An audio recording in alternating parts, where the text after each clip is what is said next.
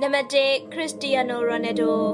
မန်ယူသင်းရဲ့နံပါတ်9ဂျာစီကိုဝတ်ဆင်ခဲ့တဲ့အကောင်းဆုံးကစားသမားကိုပြောပါဆိုရင်တော့ Cristiano Ronaldo ပဲဖြစ်ပါတယ်။သူကအသင်းရဲ့အကောင်းဆုံးကစားသမားဖြစ်ပြီးတော့ကမ္ဘာအကောင်းဆုံးကစားသမားတွေထဲမှာလည်းပါဝင်နေတဲ့သူတစ်ယောက်ပဲဖြစ်ပါတယ်။ Ronaldo ကသူရောက်လာခြင်းမှာပဲအစင်လာကြီးမားတဲ့ကျောင်းနံပါတ်9ကိုမဝတ်ဆင်ခြင်းခဲ့ပါဘူး။အဲ့ဒီစာ Sporting မှာသူဝတ်နေကြနံပါတ်ဖြစ်တဲ့နံပါတ်28ကိုဝတ်ဆင်ဖို့အတွက်တောင်းဆိုခဲ့ပါတယ်။ဒါပေမဲ့လည်းဖာကူဆန်တဲ့အခြားကစားသမားတွေက Ronaldo ကကျောင်းနံပါတ်9ကိုဝတ်ဖို့အတွက်တိုက်တွန်းခဲ့ကြပါတယ်။သူတို့တိုက်တွန်းခဲ့ကြတာကလည်းမှန်ကန်နေပြီးတော့ Ronaldo ကဂိုးပေါင်း128ကိုသွင်းယူနိုင်ခဲ့ပြီး Premier League ဖလား3ခုနဲ့2008ခုနှစ်မှာ Champions League ဖလားတို့ကိုရယူအောင်စွမ်းဆောင်ပေးနိုင်ခဲ့ပါတယ်။နောက်ပြီးအခြားစုပေါင်းများစွာနဲ့ကမ္ဘာ့အကြီးဆုံးကစားသမားတစ်ယောက်လည်းဖြစ်ခဲ့ပါတယ်။အဲဒီနောက်ပိုင်းမှာတော့သူဟာကျောင်းနံပါတ်9ကိုသာတောင်းဆိုခဲ့ပြီး United တို့ရဲ့အစင်လာကြီးမားတဲ့နံပါတ်9ဟာသူနဲ့အလိုက်ဖက်